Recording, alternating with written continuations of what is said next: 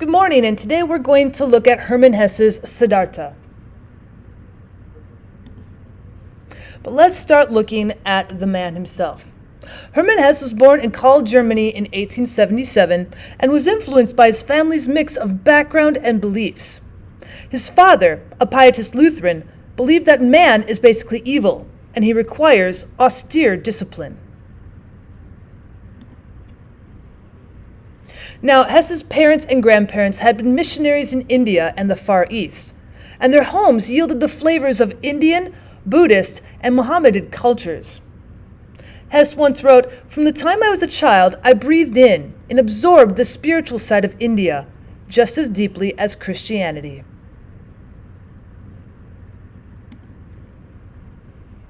Now, Herman himself was hypersensitive, imaginative, and headstrong, so he behaved rebelliously while yearning to be a poet and a magician. He left school and stayed at home gardening and assisting in his father's publishing house and reading books on Eastern philosophy and religion in his grandfather's library. Then, in 1899, Hesse, who had become something of a misfit, moved to Basel, Switzerland, determined to learn the art of living with other people. And in 1904, he married and moved to remote Geinhofen.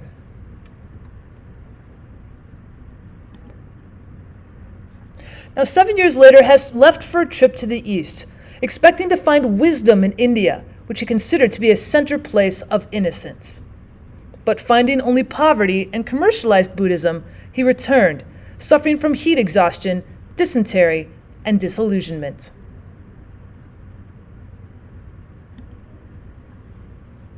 Now, at the time, World War I left an already unsettled Hesse badly shaken. He abhorred war, hated it. Hesse later underwent Jungian psychoanalysis, a process that put him in touch with the irrational forces that lurk beneath both individuals and society at large, as well as with the idea of a self-quest through the synthesis of all of these forces.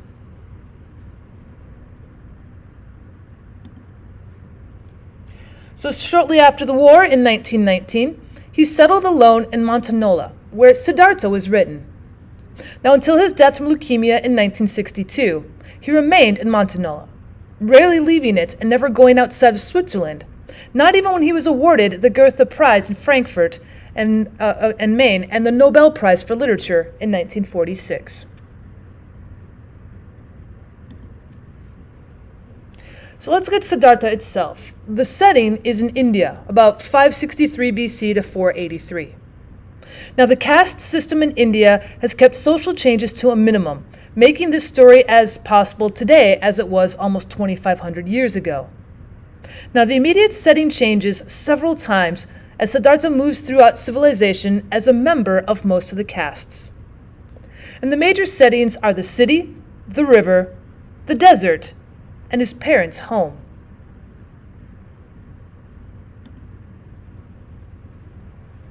So we take a look at Hinduism and the novel itself. Hinduism is possibly the oldest religion in the world still working today.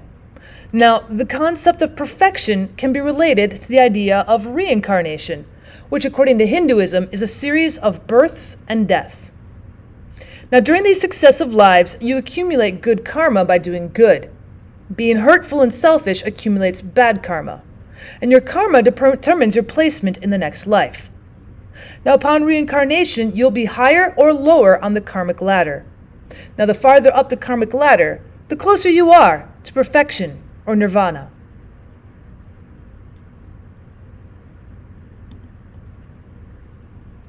So when we take a look at the caste system, one of the structures of Hinduism, it divides people into social classes. Now, castes are strict and they're hereditary. People are born into a caste and they remain there throughout their lives. Now, there are 5 classes. First, the Brahmin, or the priest class. The next is the nobility, which is the royalty. The next are merchants, those who engage in trade. Then after that are servants, and then the last caste is the untouchables, those who deal with any type of human waste or the disposal of carcasses, etc.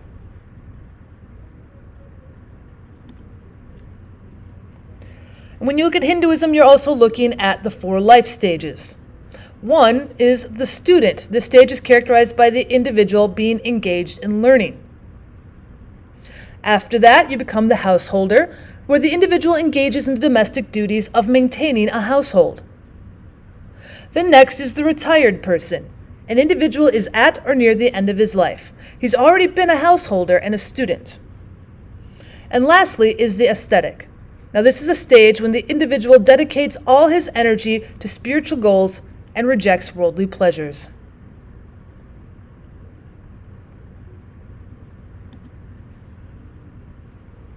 Now in Hinduism there are 4 life goals. First is dharma, which is the practice of virtue. What is virtuous depends most on your caste and on your stage in life. Now artha is the goal of success and achieving success. This is also relative to your caste. It is spiritually significant for you to be successful at your craft or at your trade. Next is kama, which is the pursuit of pleasure. Now Siddartha pursues this goal with Kamala.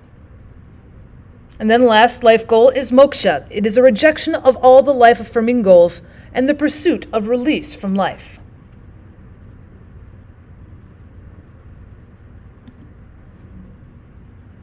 So what does all of this mean? Well, like the first 3 life stages, the first 3 life goals are life-affirming. And the last in both groups is life-negating or life-ending. Now, the first 3 in both sets celebrate life, and they confirm the participation in certain life duties as necessary to the spiritual development. Now, the last item in each set, the life-negating item, typically is a rejection of worldly pleasures and goals.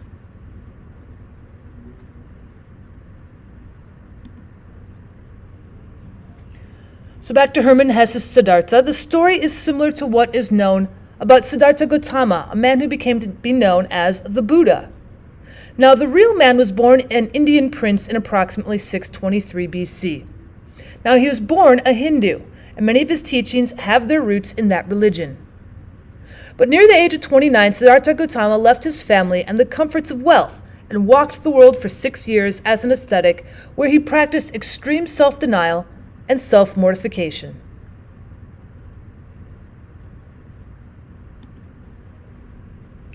Now, he decided that there were no known ways that could lead him to himself, so he began his own individual path that avoided both extremes of self-mortification and self-indulgence, what he often referred to as the middle way. Siddartha Gautama found enlightenment while meditating under the fabled banyan tree.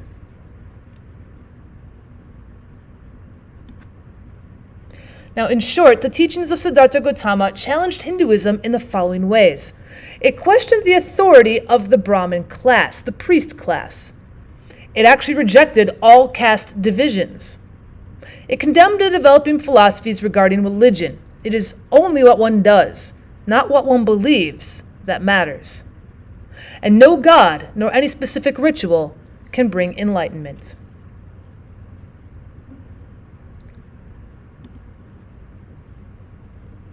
So then what are the 4 noble truths of Buddhism? Well, first, life is suffering. Suffering exists. To live means to suffer because the human nature is not perfect, and neither is the world we live in. During our lifetime, we inevitably have to endure physical suffering such as pain, sickness, injury, being tired, old age, and eventually death. And we have to endure psychological suffering like sadness, fear, frustration, disappointment, and depression.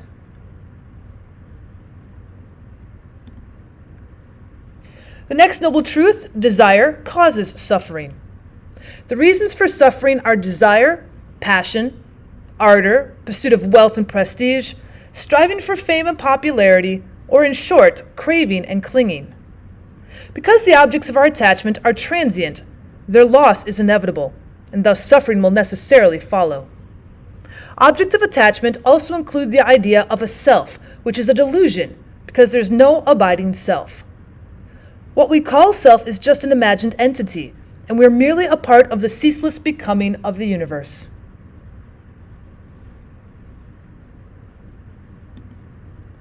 The third noble truth is the cessation of suffering. It can be attainable. Suffering can be overcome simply by removing the cause of suffering. Attaining and perfecting dispassion is a process of many levels that ultimately results in the state of nirvana. Nirvana means freedom from all worries, troubles, and complexes, fabrications, and ideas. Nirvana is not comprehensible for those who have not attained it.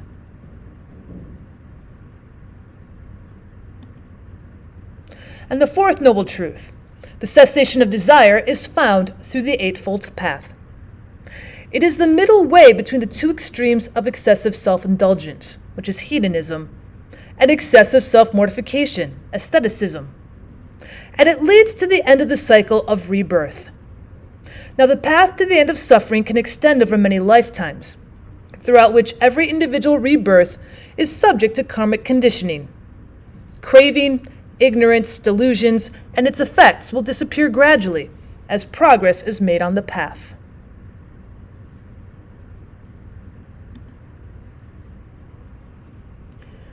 Now, when we look at the Eightfold Path of Buddhism, we start with wisdom. With wisdom, you must have the right view and the right intention. Secondly would be the ethical conduct. You must have the right speech, the right action, and the right livelihood.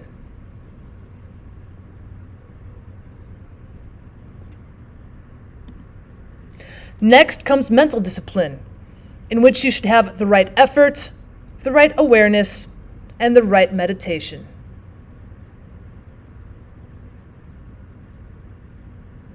All this leads to your goal of nirvana or enlightenment, an end to the cycle of rebirths, the release of the earthbound self, and the Buddhist equivalent of salvation.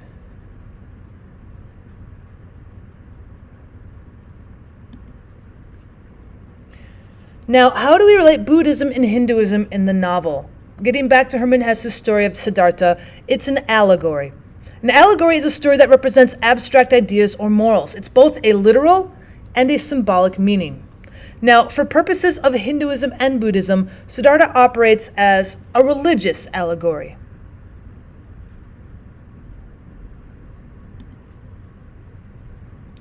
With Siddartha in the Hinduism, you see the 4 life stages and the 4 life goals being stressed again and again.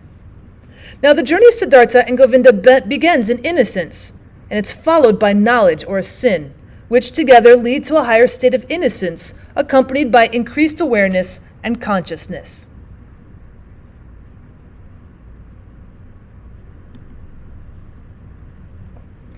Also in Siddartha and Buddhism, you're going to see the 4 Noble Truths and the Eightfold Path. Now, both Siddartha and Buddha are logical, scientific, and rational in their approach. They do not speak of supernatural phenomena or an afterlife, and they dismiss the possibility of miracles. Both are taught self-reliance. Love and a deep attachment to anyone or anything is wrong, since it could lead to suffering.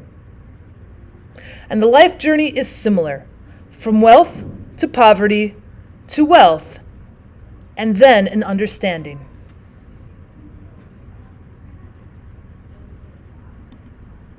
Thank you so much for stopping by for Herman Hesse's Siddartha. If you'd like to learn more about Siddartha, maybe go through chapter by chapter, please let me know in the comments down below what more you'd like to learn. And as always, I'd appreciate it if you subscribed.